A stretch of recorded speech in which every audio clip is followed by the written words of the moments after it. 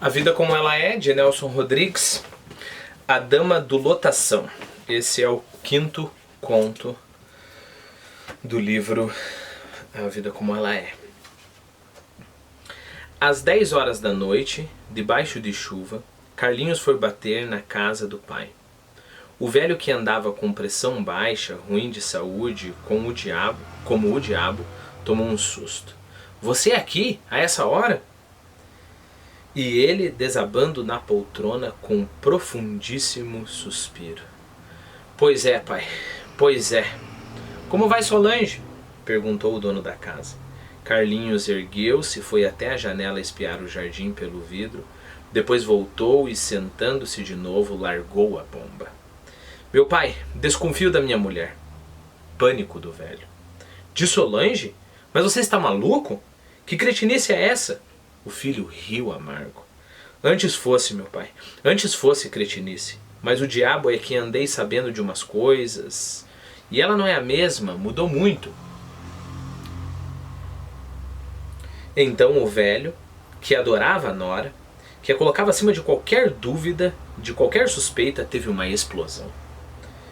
"Brigo com você, rompo, não te dou mais nenhum tostão." Patético, abrindo os braços aos céus, trovejou. "Imagine, duvidar de Solange." O filho já estava na porta, pronto para sair, disse ainda: "Se for verdade o que eu desconfio, meu pai, mato a minha mulher. Pela luz que me alumia, eu mato meu pai." A suspeita. Casados há 2 anos, eram felicíssimos, ambos de ótima família. O pai dele, viúvo e general, em vésperas da aposentadoria, tinha uma dignidade de estátua. Na família de Solange havia de tudo: médicos, advogados, banqueiros e até um tio ministro de Estado. Dela mesma se dizia em toda parte que era um amor. Os mais entusiastas e taxativos afirmavam: "É um docinho de coco." Sugeria nos gestos e mesmo na figura fina e frágil qualquer coisa de extraterreno. O velho e diabético general poderia pôr a mão no fogo pela nora. Extraterreno eu acho interessante, se você for ver no dicionário é a mesma coisa que extraterrestre, mas é interessante que algumas palavras começam a ser usadas muito em alguns contextos, e aí começa a contaminar, digamos assim, a palavra. Então, se a gente falasse extraterrestre, a gente ficaria com a ideia do ET e tudo mais. Extraterreno é que está fora da Terra, né? No fundo, as duas coisas são a mesma, mas cada palavra é especializada.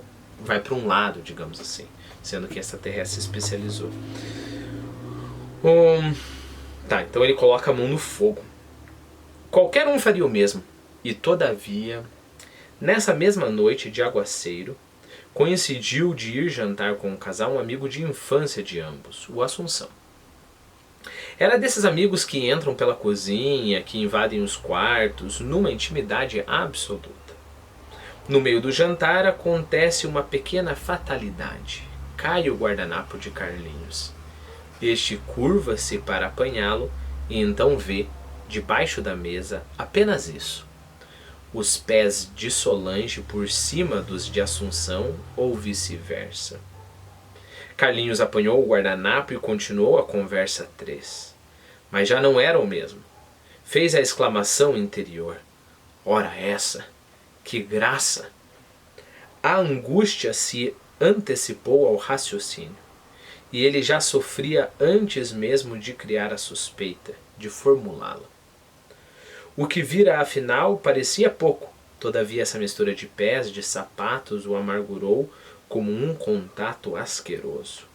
Depois que o amigo saiu, correra à casa do pai para o primeiro desabafo. No dia seguinte, pela manhã, o velho foi procurar o filho. "Conta o que houve, direitinho." O filho contou. Então o general fez um escândalo. "Toma jeito, toma vergonha, tamanho homem com essas bobagens." Foi um verdadeiro sermão. Para libertar o rapaz da obsessão, o militar condescendeu em fazer confidências. "Meu filho, esse negócio de ciúme é uma calamidade. Basta dizer o seguinte: eu tive ciúmes da tua mãe. Houve um momento em que eu em que eu apostava a minha cabeça que ela me traía. Vê se é possível. A certeza. Entretanto, a certeza de Carlinhos já não dependia de fatos objetivos.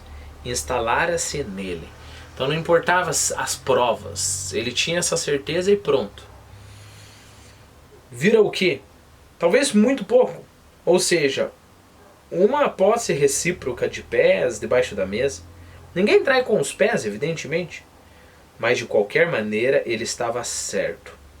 3 dias depois, encontrou acidentalmente com Assunção na cidade. O amigo anuncia alegremente: ontem viajei na lotação com tua mulher. Mentiu sem motivo. Ela me disse. Em casa, depois do beijo na face, perguntou: tens visto Assunção? E ela passando verniz nas unhas: nunca mais. Nem ontem? Nem ontem. E por que ontem? Nada. Carlinhos não disse mais uma palavra. Lívido, quer dizer muito pálido, foi ao gabinete, apanhou o revólver e o embolsou. Solange mentira. Viu, no caso, um sintoma a mais de infidelidade. A adúltera precisava mesmo das mentiras desnecessárias. Voltou para a sala, disse à mulher, entrando no gabinete: vem cá um instantinho, Solange. Vou já, meu filho. Berrou: agora! Solange, espantada, atendeu. Assim que ela entrou, Carlinhos fechou a porta à chave. E mais, pôs o revólver em cima da mesa. Então, cruzando os braços diante da mulher atônita, disse-lhe horrores. Mas não elevou a voz, nem fez gestos. Não adianta negar, eu sei de tudo. E ela, encostada na parede, perguntava: sabe de quê, criatura? Que negócio é esse? Ora, veja! Gritou-lhe no rosto 3 vezes a palavra cínica. Mentiu que a fizera seguir por um detetive particular, que todos os seus passos eram espionados religiosamente. Até então não nomeara o amante, como se soubesse de tudo, menos a identidade do canalha. Só no fim, apanhando o revólver, completou: vou matar esse cachorro do Assunção. Acabar com a raça dele. A mulher, até então passiva e apenas espantada, atracou-se com o marido, gritando: não, ele não! Agarrado pela mulher, quis se desprender num repelão selvagem, mas ela o imobilizou com um grito: ele não foi o único, há outros! A dama do lotação, sem excitação, numa calma intensa, foi contando. 1 mês depois do casamento, todas as tardes saía de casa, apanhava o primeiro lotação que passasse. Sentava-se num banco ao lado de um cavalheiro. Podia ser velho, moço, feio ou bonito. E uma vez, foi até interessante, coincidiu que seu companheiro fosse um mecânico, de macacão azul que saltaria pouco adiante. O marido, prostrado na cadeira, a cabeça entre as mãos, fez a pergunta pânica: um mecânico? Solange, na sua maneira objetiva e casta, confirmou: sim, mecânico e desconhecido. 2 esquinas depois, já cutucara o rapaz: eu desço contigo. O pobre diabo tivera medo dessa desconhecida, linda e granfa. Granfa, granfina, né? Ou seja, rica. Saltaram juntos, e esta aventura inverossímil foi a primeira, o ponto de partida para muitas outras. No fim de certo tempo, já os motoristas dos lotações a identificavam à distância, e houve um que fingiu um enguiço para acompanhá-la. Mas esses anônimos, que passavam sem deixar vestígios, amarguravam menos o marido. Ele se enfurecia na cadeira com os conhecidos. Além do Assunção, quem mais? Começou a relação de nomes. Fulano, Cicrano, Beltrano. Ele berrou: basta, chega! Em voz alta fez o exagero melancólico. A metade do Rio de Janeiro, sim, senhor. O furor extinguira-se nele. Se fosse um único, se fosse apenas o Assunção, Mas eram tantos. Afinal, não poderia sair pela cidade caçando os amantes. Ela explicou ainda que todos os dias, quase com hora marcada, precisava escapar de casa, embarcar no primeiro lotação. O marido a olhava pasmo de a ver linda, intacta, imaculada. Como é que pode essa mulher imaculada, intacta aqui ter feito tudo isso? Como é possível que certos sentimentos e atos não exalem mau cheiro? Solange agarrou-se a ele, balbuciava. Não sou culpada, não tenho culpa. E de fato havia no mais íntimo de sua alma uma inocência infinita.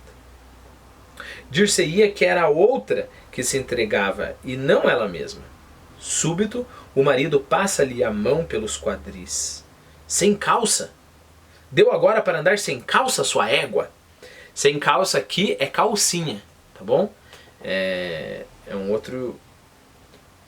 um jeito de falar calcinha é sem calça. Então ele passou, ela estava provavelmente de saia, né? Ele passou a mão no quadril dela e viu que ela estava sem calcinha. Empurrou-a com um palavrão, passou pela mulher a caminho do quarto, parou na porta para dizer: morri para o mundo. O defunto. Entrou no quarto, deitou-se na cama, vestido de paletó, colarinho, gravata, sapatos. Uniu bem os pés, entrelaçou as mãos na altura do peito e assim ficou. Pouco depois a mulher surgiu na porta. Durante alguns momentos esteve imóvel e muda, numa contemplação maravilhada. Acabou murmurando: o jantar está na mesa. Ele, sem se mexer, respondeu: pela última vez, morri, estou morto. A outra não insistiu. Deixou o quarto, foi dizer à empregada que tirasse a mesa, que não faziam mais as refeições em casa. Em seguida voltou para o quarto e lá ficou. Apanhou um rosário, sentou-se perto da cama, aceitava a morte do marido como tal, e foi, como viúva, que rezou. Depois do que ela própria fazia nos lotações, nada mais a espantava. Passou a noite fazendo quarto, quer dizer, vigiando o morto, né? Fazendo vigília, velando o morto. No dia seguinte, a mesma cena. E só saiu à tarde para sua escapada delirante de lotação. Regressou horas depois, retomou o rosário, sentou-se e continuou o velório do marido vivo.